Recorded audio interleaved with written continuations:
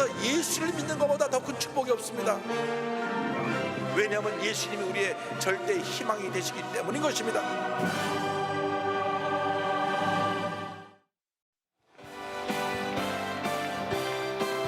자, 기쁨으로 찬양합니다. 기뻐하며 경배하세. 기뻐하며 경배하세. 영광의 주 하나님, 주 앞에서 우리 마음 피어나는 것 같다. 죄와 슬픔 사라지고 의심 부름 거치니 변함없는 기쁨의 주 밝은 빛을 주시네. 땅과 하늘 만물들은 주의 손짓 빛내고 별과 천사 노랫소리 끊임없이 드높아. 물과 숲과 산과 골짜 들판이나 바다나 모든 만물 주의 사랑 믿고 찬양하여라. 우리 주는 사랑이요 복의 근원이시니 삶이 기쁜 샘이 되어 바다처럼 넘치네. 아버지의 사랑 안에 우리 모두 형제니 서로 사랑하게 도와주시옵소서. 새벽별의 힘찬 찬송 힘찬 찬송 부르니 주의 사랑 줄이 되어 한맘 되게 하시네. 노래하며 행진하여 싸움에서 이기니 승전가를 높이 불고 주께 구하라 즐거운 우리 집, 구하라 즐거운 우리 집. 밝고도 거룩한 천국에 거룩한 백성들 거기서 영원히 영광에 살겠네. 거기서 기쁘고 즐거운 집에서 거기서 영원히 영광에 살겠네. 앞서간 우리의 친구들 광명한 그 집에 올라가 거룩한 주님의 보좌 찬미로 영원히 즐기네. 거기서 기쁘고 즐거운 집에서 거기서 찬미로 영원히 즐기네. 우리를 구하신 주님도 거룩한 그 집에 계시니 우리도 이 세상 떠날 때 주님과 영원히 살겠네. 거기서 기쁘고 즐거운 집에서 거기서 주님과 영원히 살겠네. 우리의 일생이 끝나면 영원히 즐거운 곳에서 거룩한 아버지 모시고 기쁘고 천국을 바라보며 거기서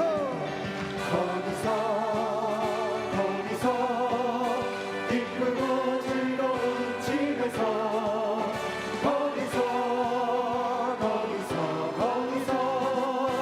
기쁘고 즐겁게 천성을 향해 가는 성도들아, 천성을 향해 가는 성도들아, 앞길의 장애를 두려워하라. 성령이 너를 인도하시니 왜 지체를 하고 있느냐. 앞으로 천성을 향해 나가세. 전선문만 바라보 나가세. 모든 천사 너희를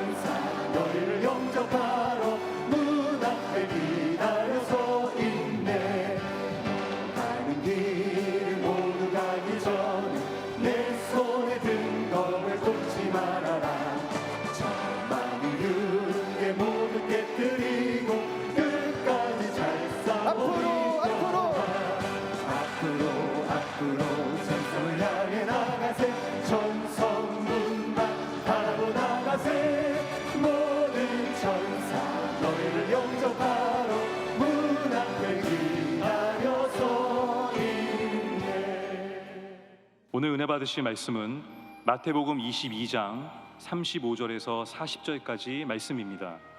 마태복음 22장 35절에서 40절까지 말씀을 다 같이 봉독하겠습니다. 그 중에 한 율법사가 예수를 시험하여 묻되 선생님, 율법 중에서 어느 계명이 크니이까? 예수께서 이르시되 내 마음을 다하고 목숨을 다하고 뜻을 다하여 주 너의 하나님을 사랑하라 하셨으니 이것이 크고 첫째 되는 계명이요 둘째도 그와 같으니 내 이웃을 내 자신같이 사랑하라 하셨으니 이 두 계명이 온 율법과 선지자의 강령이니라. 아멘.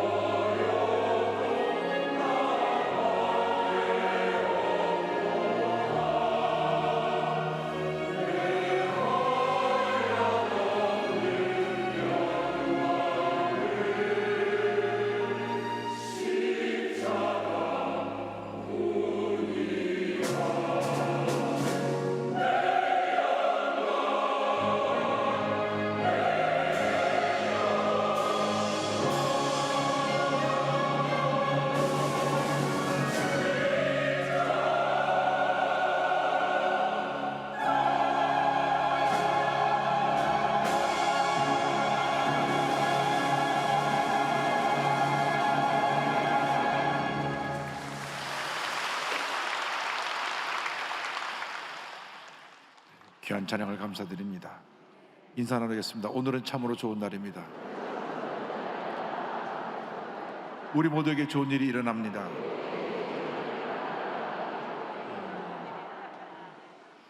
오늘 마태복음 22장 35절 40절 말씀 가지고 십계명의 은혜 이 같은 제목으로 말씀을 나누기 원합니다. 제목을 한번 크게 따라해 주시기 바랍니다. 십계명의 은혜. 십계명의 은혜.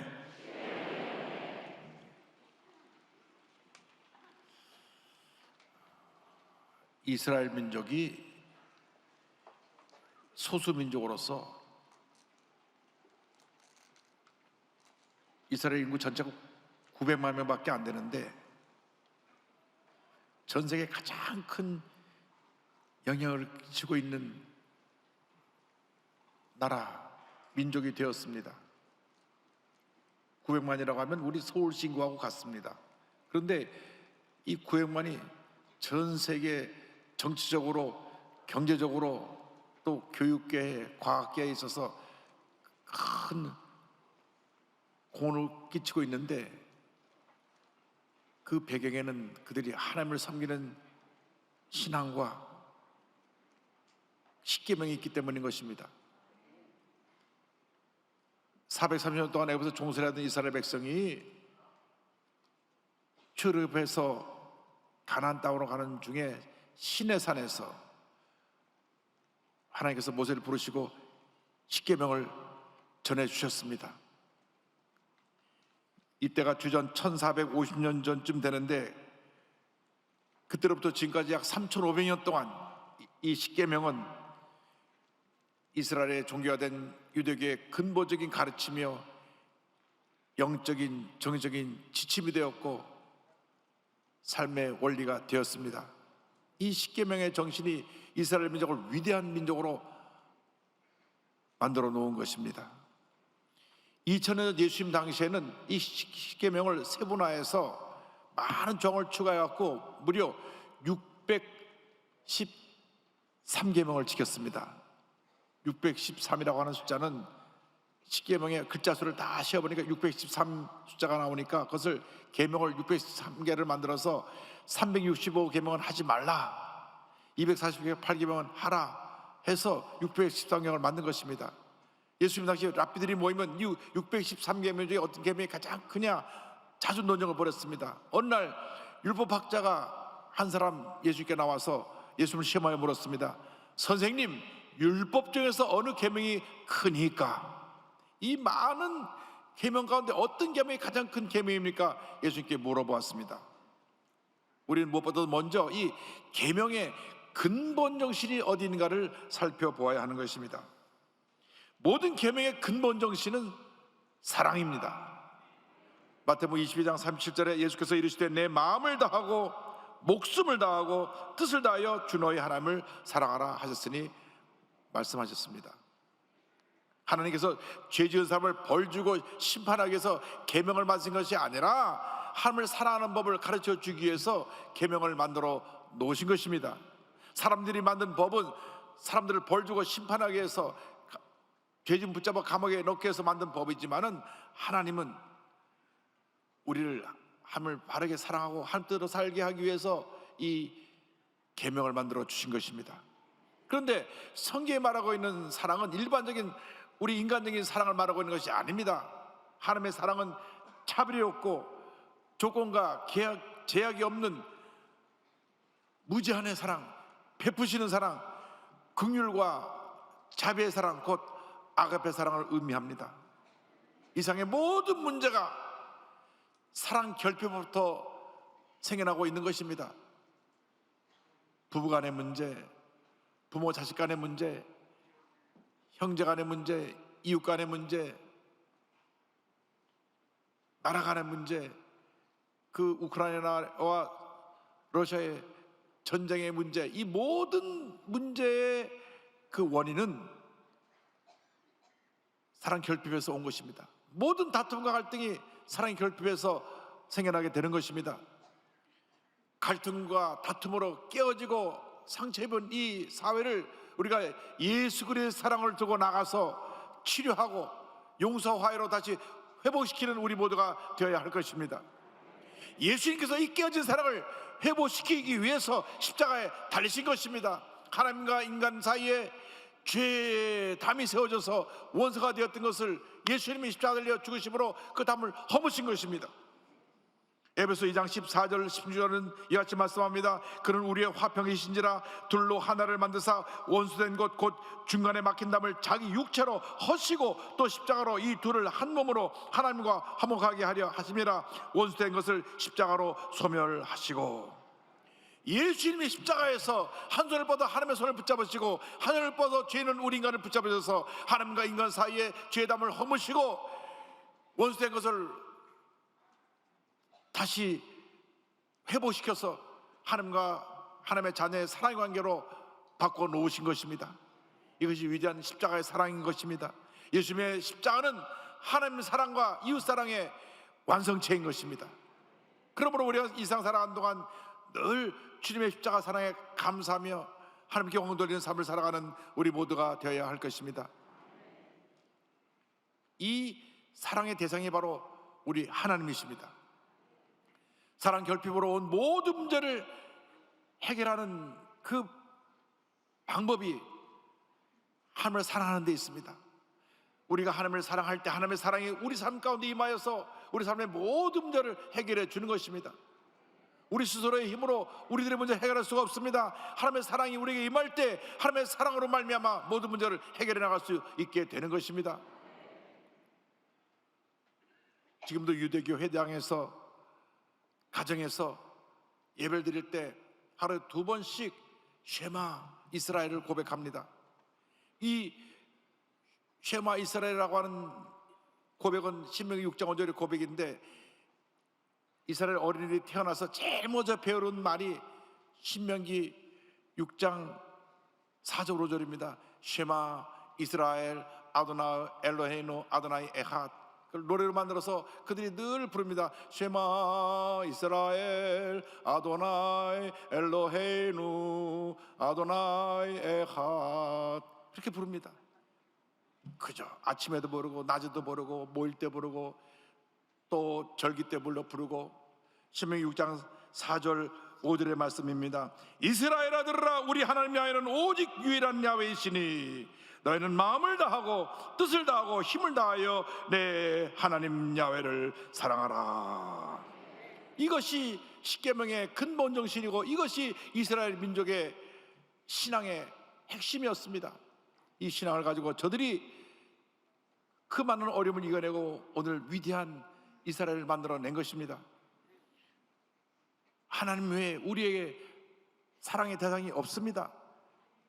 진정한 신은 하나님 한 분뿐이고 온천에 우리가 믿고 섬길 유일하신 하나님은 우리 하나님 한 분밖에 없다는 것을 우리가 믿고 고백해야 되는 것입니다. 하나님을 뜨겁게 사랑하는 여러분 모두가 되기를 주님의 이름으로 축원합니다. 성경은 하나님을 사랑하는 방법에 대해서 이와 같이 말씀해 주고 있습니다. 예수께서 이르시되 내 마음을 다하고 목숨을 다하고 뜻을 다하여 주 너희 하나님을 사랑하라 하셨으니, 하나님을 사랑하되 형식적으로 의식적으로 사랑하는 것이 아니라 온 몸과 마음을 다하여 주님을 사랑해야 하는 것입니다. 마음을 다하고 목숨을 다하고 뜻을 다하여 주 너희 하나님을 사랑하라고 성경은 말씀하고 있습니다. 하나님의 그 어떤 것보다 어떤 것도 하나님보다 더 사랑하면 안 됩니다. 그래서 십계명 제1계명이 이와 같습니다. 출애굽기 20장 3절 보니까 너는 나 외에는 다른 신들을 내게 두지 말라. 주님 명령하신 것입니다. 나 외에는 다른 신들을 두지 말라. 제가 일본에서 2년 반 사역을 했는데 일본에 800만 신이 있다고 합니다. 800만. 그 숫자가 어디서 나왔는지 모르겠어요. 800만 신이 있다고 하는데 보통 한 집에서 몇 개씩 다른 종류의 신들을 섬깁니다. 사카다라고 일본 농촌 시골에 교회가 하나 서서 가서 예배를 드리러 갔는데 그 농촌 시골에 시집온 우리 믿음의 한국 여성이 그 농촌을 변화시켜서 교회를 세웠습니다. 남편이 대대로 농사 짓는 분인데 부인 때문에 예수를 믿긴 믿는데 그 신앙이 깊이 들어간 것 같지는 않았습니다. 그 집 신방을 갔는데 집 입구부터 저 안에까지 쫙 신들이 걸려 있는데 시어보니까 27개가 걸려 있어요. 그 남편이 지금도 아침에 일어나면 1번부터 27까지 맨 마지막에 십자가를 걸어놓더라고요. 걸어놨는데 27편 신한테 다 빈답니다. 하나님만이 유일한 신이라 그래도 어떤 신이든 복 주시기만 하면 된다고, 하나도 맞으면 되니까 하면서 27신을 섬긴다고 하는 얘기를 들으면서 그렇게 많은 신들이 일본에 있는 것을 보고 참 일본이 복음을 전하기 어려운 것이구나 라는 생각을 했습니다. 하나님도 감이고 그 음식점에서 복 준다고 하는 고양이, 이렇게 하는 고양이도 감이고 그 내꼬감이 매상을 올려주는 신이라는 거죠. 그래서 뭐 얼마나 신이 많은지, 일본이 그 정도인데 인도 가면 더합니다. 힌두교를 섬기는 인도에는 신이 3억 3천만. 그런데요, 그들이 소를 신으로 섬깁니다. 소를. 근데 소 한 마리에 신이 3,300만 마리가 들어가 있답니다. 마리가 아니라 3,300만 신이 들어가 있대, 한 마리에. 그리고 그런데 그들이 소똥에도 신이 들어가 있답니다. 우리는 웃지만 그분들은 정말 자기들의 모든 제사의식을 지낼 때 신성한 소를 가져가서 그 앞에 소똥이 나오기만을 기다립니다. 똥을 싸먹은 걸 잘 가져가 가지고 그걸 소똥을 말려 가지고 제사상에 올려놓고, 거기 신이 들어 있으니까 그렇게 우상을 섬깁니다. 그래서 인도에서 사람을 치면은 큰 문제가 안 되는데 소를 치면 도망가야 된답니다. 신을 쳤기 때문에. 그만큼 사람들이 어리석어서 많은 신을 섬기고 있습니다. 이 모든 것이 잘못된 것입니다. 나 외에 다른 신을 두지 말라, 주님 명령하셨습니다. 두 번째 계명, 너 자신을 위해서 우상을 만들지 말라고 하는 것입니다. 출애굽기 20장 4절로 줍니다. 너를 위하여 새긴 우상을 만들지 말고 또 위로 하늘에 있는 것이나 아래로 땅에 있는 것이나 땅 아래 물속에 있는 것에 어떤 형상도 만들지 말며 그것들에게 절하지 말며 그것들을 섬기지 말라. 너 자신을 위해서 어떤 우상을 만들거나 섬기면 안 된다고 주님 명령하셨습니다. 우상은 자기 자신을 위하는 것입니다. 그래서 자기 자신을 위해서 형상을 만들어 놓고 복 달라고 빕니다. 자기들이 만든 우상이 어떻게 자기들에게 복을 줍니까? 인도에 가보니까 코끼리를 그들이 또 신으로 섬겨서 절기 때가 되면 온 길에 흰 코끼리로 뒤덮었습니다. 작은 코끼리부터 큰 코끼리까지, 돈 많은 사람은 큰 거 사다 놓고 빌고, 작은 사람, 돈 없는 사람은 작은 거 갖다 놓고 빌고, 그냥 빕니다. 자기들이 만든 코끼리가 절대 자기들의 복을 줄 수 없습니다. 그 어떤 형상도 만들지 말라 주님 말씀하셨습니다. 소도 만들지 말고 이 하는 용도 만들지 말고 만들지 말라고 말씀하신 것입니다. 왜? 자기 자신에게 복 주려고 만들어 놓는 것이지만 다 스스로 자신에게 속고 있는 것입니다. 악한 영에 속고 있는 것입니다. 어떤 것도 우리가 우상을 만들어 섬기면 안 됩니다. 나 자신을 위해서 우상을 만드는 것은 스스로 영적으로 타락하는 것입니다. 요즘 보이지 않는 우상을 많이 섬깁니다. 뭐니 해도 머니가 최고요 하고 물질을 섬깁니다. 물질 때문에 사람 사이에 원수가 되고 가정이 풍요를 발산되는 경우가 많이 있습니다. 권력을 섬깁니다. 권력자 주변에 섰다가 권력이 한번 바뀌어나면 우르르 감옥에 갑니다. 여러분, 세상에 그 어떤 것을 섬기면 안 됩니다. 우상을 만들어 놓고 섬기면 안 됩니다. 그 우상이 나를 위해 쓰는 것이고 내 속에 있는 교만이 바로 우상입니다. 어떻게 보면 내 자신이 우상이 될 수가 있습니다. 철저하게 회개하고 내 삶에서 모두 우상을 제거해버려야 될 것입니다. 세 번째 계명에서는 하나님의 이름을 함부로 부르지 말라 그랬습니다. 하나님의 이름은 곧 하나님의 존재를 의미할 것이기 때문에 우리가 아버지의 함자도 함부로 못 부르면서 무슨 자 얘기하는데 어떻게 하나님의 이름을 함부로 부릅니까? 출애굽기 20장 7절입니다. 너는 내 하나님 야훼의 이름을 망령되게 부르지 말라. 야훼는 그의 이름을 망령되게 부르는 자를 죄 없다 하지 아니하리라. 하나님의 이름을 함부로 망령되게 부르는 것은 죄를 짓는 것입니다. 그리고 네 번째로 하나님께서는 안식일을 거룩하게 지킬 것을 명령하셨습니다. 하나님의 날이기 때문에, 주님의 날이기 때문에 안식일을 기억하여 거룩히 지켜야 되는 것입니다. 출애굽기 20장 8절로 11절입니다. 안식일을 기억하여 거룩하게 지키라. 여세 동안은 힘써 내 모든 일을 행할 것이나 일곱째 날은 내 하나님 야훼의 안식일인즉 너나 내 아들이나 내 딸이나 내 남종이나 내 여종이나 내 가축이나 내 문 안에 머무는 객이라도 아무 일도 하지 말라. 이는 엿새 동안에 나 야훼가 하늘과 땅과 바다와 그 가운데 모든 것을 만들고 일곱째 날에 쉬었음이라. 그러므로 나 야훼가 안식일을 복되게 하여 그날을 거룩하게 하였느니라. 이 안식일은 주일이요, 주님 앞에 예배드리는 날입니다. 처음에 선교 사람들이 한국에 와 보니까 한국 사람들이 너무나 그냥 술을 좋아해서 농사만 끝나고 나면 큰 독에다 막걸리 담아놓고 온 동네 사람 모여서 그저 매일같이 밤마다 모여 술 먹고 취해서 비틀거리는 것을 보면서 야, 이 술이 조선을 망하게 하겠구나. 그 다음에 보니까는 긴 겨울을 지내면서 모여갖고 노름 도박을 합니다. 그냥 온 재산 달래면서 도박을 하는 거 보면서 야, 이 도박이 이 나라를 망치했구나. 또 보니까 남자들이 15, 16살만 되면은 잎을 말아서 담배를 피워야 되는데, 야, 이 나라에 술과 도박과 담배를 없애야 이 나라에 미래가 있겠구나. 그래서 선교 사람들이, 우리 크리스찬들은 하나님의 거룩한 몸을 잘 관리하기 위해서 술과 담배, 노름, 도박을 하지 말자, 그렇게 가르쳤습니다. 저희 할아버님도 얼마나 철저하게 성수주의를 하셨는지 주일날에는 절대 만화책도 못 보게 하고 무슨 오락도 못 하게 하고 뭐 나가서 군것질도 못 하게 하고 주일날 나가서 뭘 돈을 주고 사 먹은 기억이 없습니다. 철저하게 주일날은 예배드리는 날, 다른 건 아무것도 하지 마라. 그래서 저는 자랄 때 초등학교 4학년 때까지 유행가를 들어본 적이 없습니다. 초등학교 4학년 때 내 친구네 집에 갔더니 친구네 집에서 처음으로 무슨 쇼쇼쇼인가 하는 프로그램을 보는데 박재란이라는 가수가 나와서 산 넘어 남촌을 부르더라고요. 그래서 제가 처음으로 태어나서 처음 들은 노래가, 그래서 아내 부릅니다. 아, 박재란 씨의 산 넘어 남촌, 산 넘어 남촌에 누가 살길래, 그런 노래가 있어요.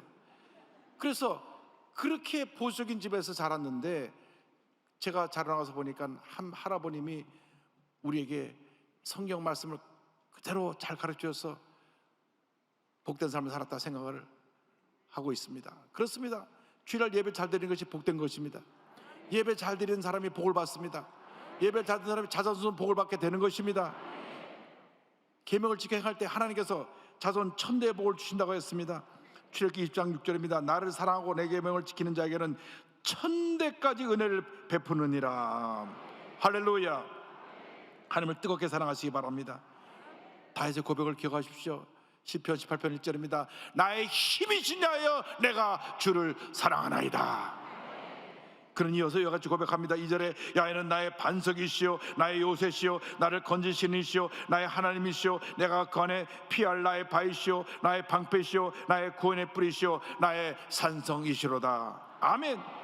그는 믿음으로 고백했습니다. 하나님이 나의 모든 것 되십니다. 그의 말년에 그 일생을 돌아보면서 그는 고백합니다. 야훼는 나의 목자시니 내게 부족함이 없으리로다. 주님이 나의 목자가 되셔서 어제도 나를 돌봐주시고 오늘도 나를 돌봐주시고 나의 일생을 돌봐주심으로 내게 부족함이 없습니다. 모든 감사와 찬송과 영광을 주님께 올려드립니다. 한평생 다윗처럼 하나님을 사랑하고 하나님을 의지하고 주님 영광에 살아간 여러분 모두 되시기를 주님으로 축원합니다. 축원합니다. 하나님이 여러분의 하나님이 되시기만 하면 여러분의 일생은 복된 삶이 되는 것입니다.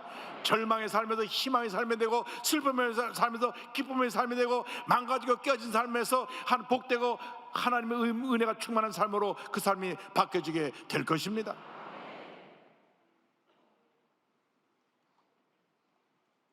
앞을 보지 못하는 상태로 태어난 한 시각장애인 자매가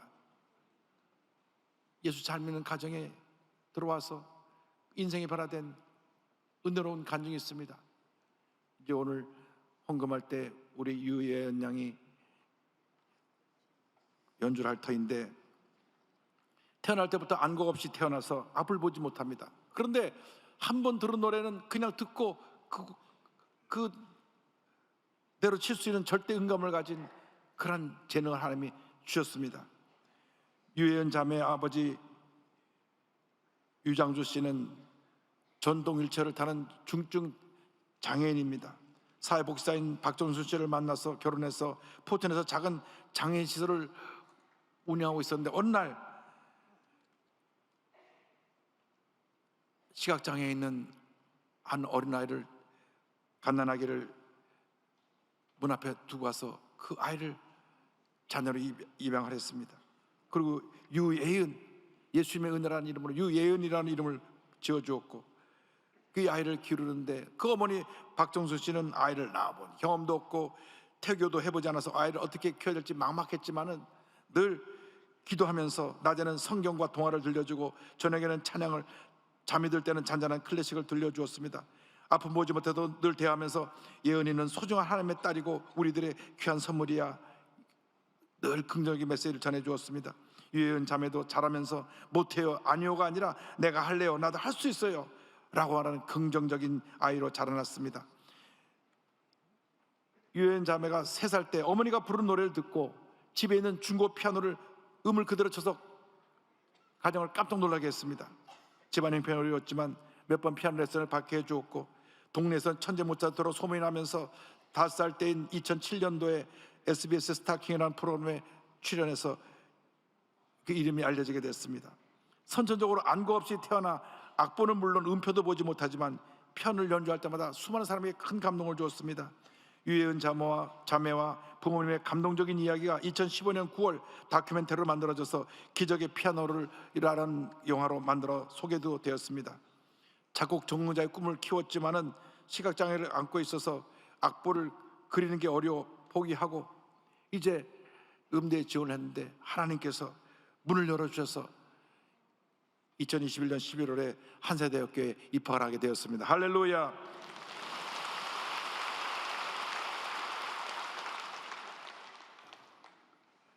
대학 입시를 준비하는 과정에 2018년에 가장 큰 울타리가 되어지고 든든한 지용군이었던 아버님이 먼저 세상을 떠났습니다.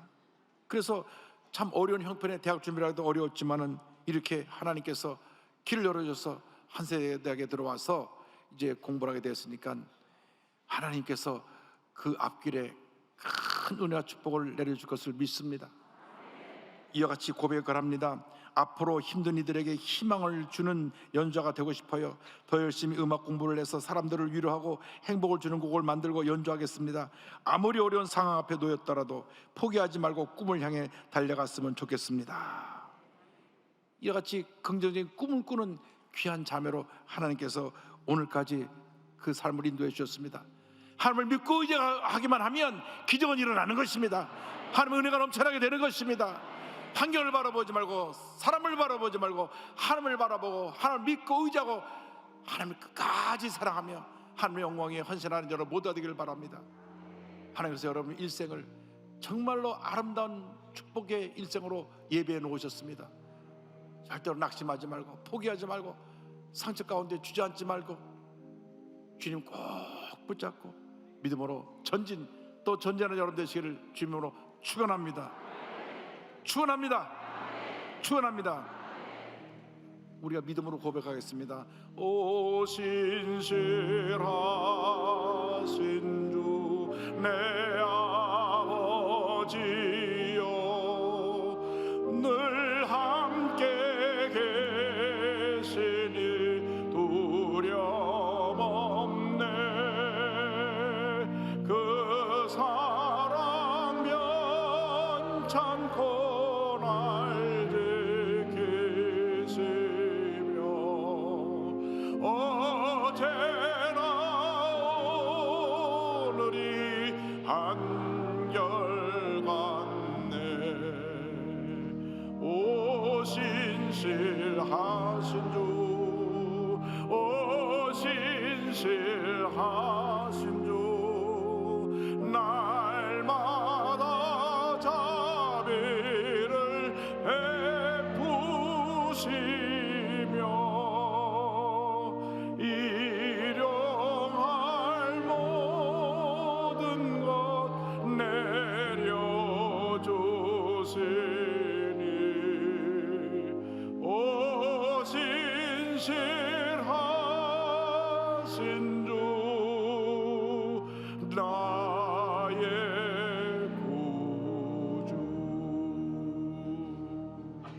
기도하겠습니다. 사랑과 은혜와 자비가 무하신 하나님 아버지, 오 신실하신 나의 주님이 날 이렇게 사랑하시고 날 붙드셔서 오늘 여기까지 인도하신 은혜를 감사합니다. 나의 호흡이 닿는 그날까지 주님만 사랑하고 주님만 의지하고 주님 영광에 살아가는 저희 모두가 되도록 은혜 내려 주옵소서. 예수님의 이름으로 기도 올리옵나이다. 아멘.